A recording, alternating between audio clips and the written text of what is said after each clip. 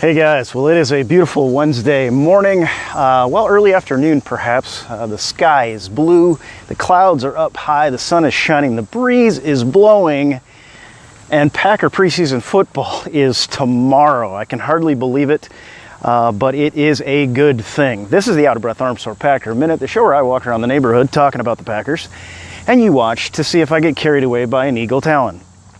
And today, of course, we cannot shy away from all the hubbub about this preseason matchup against the Philadelphia Eagles. And it's funny because it's a preseason game, but most in Packer Nation are very, very excited about this game. And part of it is because of several of these young players that we know this team is going to need. And in particular, young players on the defense. Now, with that said, I want to start the show with a couple of concerns in that regard, and I'm not panicking, I'm not getting, the sky is not falling. Look at that sky. That sky is not falling, folks. But I do want to talk about reports coming out that Kevin King has been struggling a little bit of late, and just want to talk about it a little bit because we all know, and I've said, I think the development of Kevin King is absolutely critical, actually, to where this defense wants to be. I think he could be the touchstone for what this defense can become. However, the only question is the timeline. I don't think it's a matter of if, I think it's a matter of when. I've said that before. But of course, the way it looks right now, there may be some struggles. I've said all along, there are going to be bumps in the road with Kevin King. He's playing a premier position. He's going to be playing against premier players, and frankly, he's been practicing against premier players, guys like Davante Adams. Now, let me ask you, how many yards did Davante Adams have last year? 997, just 3 shy of 1,000, and I think a dozen touchdowns on top of that. So when Kevin King gets beat by a guy like Davante Adams, this is hard. This is the best practice that he can get out there and is critical to his growth and development as a pro player. There's going to be bumps in the road. So with that said, we'll get a chance now tomorrow night to see Kevin King get out on the field and play. It'll be a little bit more of a vanilla sort of game, and there may be a lot of running in this game, but Kevin King's going to get some really, really valuable reps out there, and he's going to get a chance, having watched the tape of what happened in the last few practices, to go ahead and make corrections. And I think his growth, again, the only thing I'm concerned about is that the timeline may not be exactly what Packer Nation hoped. Because listen, if this kid comes on mid-season, he's still going to have a huge impact. However, I remember early on, especially on my morning show on our Facebook page, Good Packer Nation Morning, that a lot of people had Kevin King slated to start week 1 against Seattle. That has not been me. I think that the Seattle game is one of those games where you've got Randall and Rollins and Gunter, who had a good game against Seattle, and it might be a good confidence builder to have them in. But we'll be very interested to see how Kevin King performs, and he will get plenty of reps, and he will continue to develop, and I think all is well. I think it's just going to take a little time. Cornerback-wise, well, I'm talking about young players that I'm a little concerned about. And now I am going to move on to the happy stuff, by the way, because we have to do that on the day before the first preseason game. But Vince Biegel is another one that, this is a guy that there was a lot of excitement around, and came into camp, he got dinged up, and then he got hurt badly enough to have foot surgery. And we haven't heard much on him, started the year on the PUP list, and his injury does not seem to be as significant, or he seems to be much closer to a return than Montravius Adams. But we're not hearing much about Vince Biegel either. So we're going to need a guy like Vince Biegel, and the reason that I bring him up is because, if anything, and I wish I had some wood to knock on. Here's some right over here. I'm going to make a trek over here, and we're going to knock on wood right down here. If anything happens to Clay Matthews or Nick Perry, I've said all along, I have concerns at that point. And if that does, again, we hope it doesn't. Everyone hopes it doesn't. But Kyler Fackrell, Jayrone Elliott, I don't see much out of Jayrone Elliott right now. And he had trouble getting on the field last year. I honestly been watching Kyler Fackrell quite closely, and I'm unsure as to whether he's going to pan out for us. We'll see. There are reports that he's bigger and stronger and that he's had a good camp, but I'm personally not seeing much of anything that tells me, you know, I mean, I'm not saying he can't play the game, but what I'm wondering is, will he be able to step in for the likes of a Clay Matthews or a Nick Perry, depending on what side he ends up on, where the injuries are, how the depth chart shakes out, etc., and be able to perform up to the standard that we would need. I mean, this is another premier position. This is outside linebacker in a 3-4 defense, the major position from which your pressure is supposed to come. And heaven forbid we lose Matthews or Perry right now, because I am really not sure that we have the answer on the roster, and that is why I bring up Vince Beagle, because this is a guy that I think can and may have to perform this very season, his rookie season, but with the setback with the foot and the surgery there, and of course get well soon, and let's not get him in there until he's 100% healthy.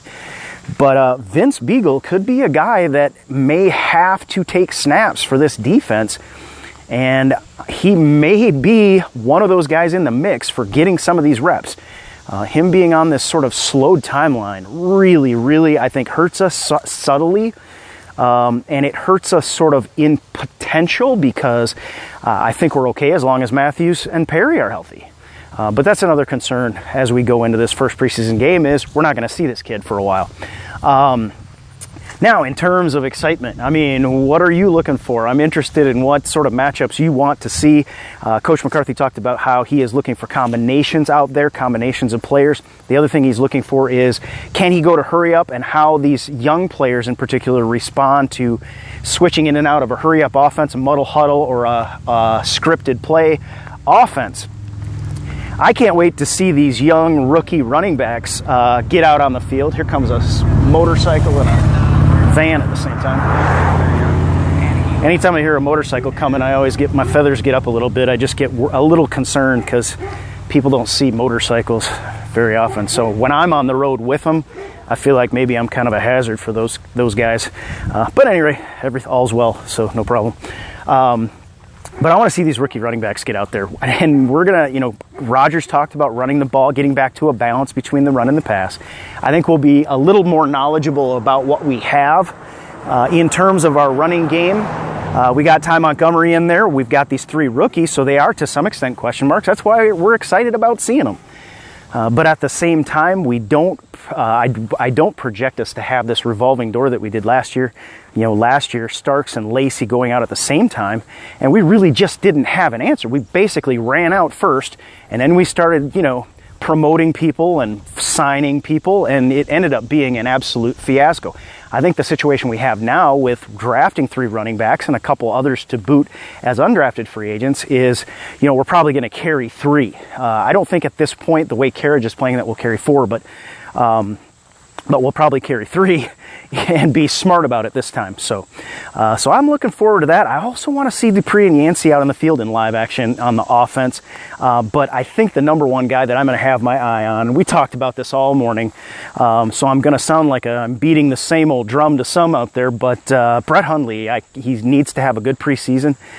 He needs to show himself as a valuable member, not just of this team, with his ability to play backup to Aaron Rodgers, but his potential to perhaps vie for a starting role somewhere could be very important, not just to Hundley's career. I mean, it'd be good for both of us, Hundley's career, but also to the Green Bay Packers. So I'll have my eye on them. On defense, my guy is Josh Jones. I know. I've been told I have a man crush, but Josh Jones, I think, is going to be very, very key to this defense. I do think Kevin King is sort of the critical cog in the defense because he's a perimeter man-up corner, but the way that we're playing safeties with the new nitro package and the physicals that Josh Jones has, I really think he could be have a significant role. And I think Mark Tauscher this morning named him as his breakout player of the year.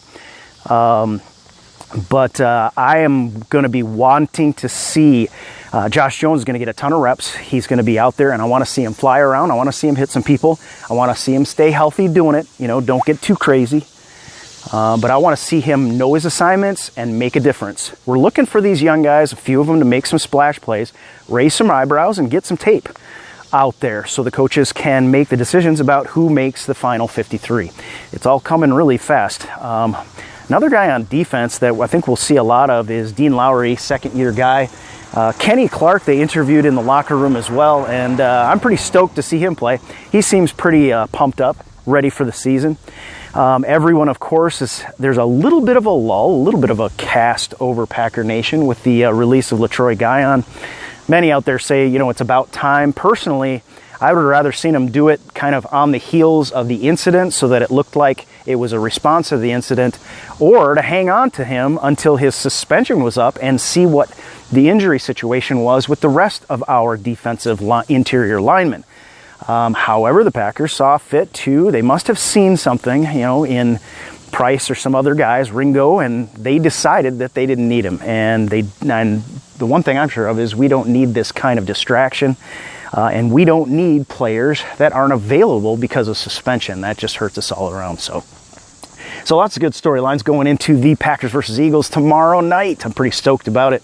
Let me know what you think, who you're looking forward to checking out tomorrow night, and in the comments below. Subscribe if you like this video. This is the Out of Breath Arm Sore Packer Minute, and I missed you for a couple days, but I was out doing some other things, but I'll be back, and we'll talk to you again real soon.